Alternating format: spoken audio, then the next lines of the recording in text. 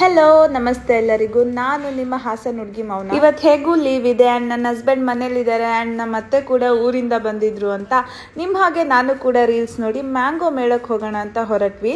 Mango ಮೇಳ actually ಬಸವನಗುಡಿಯಲ್ಲಿರೋ national college ಗ್ರೌಂಡಲ್ಲಿ ನಡೀತಾ ಇದೆ. ಅವರೇ ಬೇಳೆ ಮೇಳಕ್ಕೆ ಹೋದಾಗ ಜನನೇ ಇರಲಿಲ್ಲ, ಸೊ ಇದು ಕೂಡ ಹಾಗೆ ಇರುತ್ತೆ ಅಂತ ಒಂದು ಅಸಂಪ್ಷನ್ ಅಲ್ಲಿ ಹೋಗಿ ನೋಡಿದ್ರೆ ಜನ ಜಾತ್ರೆ ಆಗಿತ್ತು. ಅಲ್ಲಿ ಹೋಗಿ ಕ್ರೌಡ್ ಎಲ್ಲ ನೋಡಿದ್ಮೇಲೆ ನಮ್ಮ ತಲೆಗೆ ಬಂದಿದ್ದು ಒಂದೇ ತೊಟ್ಟು, ಯಪ್ಪ ಯಾಕಾದ್ರೂ ಮೇಳಕ್ ಬಂದ್ವು ಅಂತ. ಕಾರ್ ಪಾರ್ಕಿಂಗ್ ಮಾಡೋದು ಕೂಡ ಯಾವುದೇ ರೀತಿ ವ್ಯವಸ್ಥೆ ಇಲ್ಲ ಅಲ್ಲಿ, ಅಂಡ್ ಇದ್ರೂನು ಕೂಡ ಅವ್ರ ಕಾರ್ಗಳನ್ನ ಒಳಗಡೆ ಬಿಡ್ತಾನೆ ಇರ್ಲಿಲ್ಲ. ಅಂಡ್ ಮೇನ್ ಥಿಂಗ್, ನಾವು ಹೋಗಿದ್ದೇನೆ ಎಲ್ಲಾ ತರದ ಫುಡ್ ಅನ್ನ ಟೇಸ್ಟ್ ಮಾಡ್ಬೇಕು, ಟ್ರೈ ಮಾಡ್ಬೇಕು ಅಂತ. ಬಟ್ ಅಲ್ಲಿ ಒಂದು ಫುಡ್ ನ ತಗೋಬೇಕಂತಂದ್ರೆ ಆಲ್ಮೋಸ್ಟ್ 15 to 20 ಮಿನಿಟ್ಸ್ ವೆಯ್ಟ್ ಮಾಡಬೇಕು. ಎಷ್ಟು ದೊಡ್ಡ ಕ್ಯೂ ಇದೆ ಅಂತ ಹೇಳಿದ್ರೆ ತಿರುಪತಿಯಲ್ಲೂ ಅಷ್ಟು ಕ್ಯೂ ಇರಲ್ಲ, ಅಷ್ಟೊಂದು ಕ್ಯೂ ಇತ್ತು. ನಾವು 4 ಮೆಂಬರ್ಸ್ ಹೋಗಿದ್ರಿಂದ ಹಾಗೋ ಹೀಗೋ ಐಡಿಯಾ ಮಾಡಿ ಒಬ್ಬೊಬ್ರು ಒಂದೊಂದ್ ಕಡೆ ಕ್ಯೂ ನಿಂತ್ಕೊಂಡು ನಮಗ್ ಬೇಕಾಗಿರುವಂತ ಒಂದು 5 ಐಟಮ್ಸ್ ನ ತರೋ ಅಷ್ಟರಲ್ಲಿ ಆಲ್ಮೋಸ್ಟ್ 1 hour ಆಗೋಗಿತ್ತು.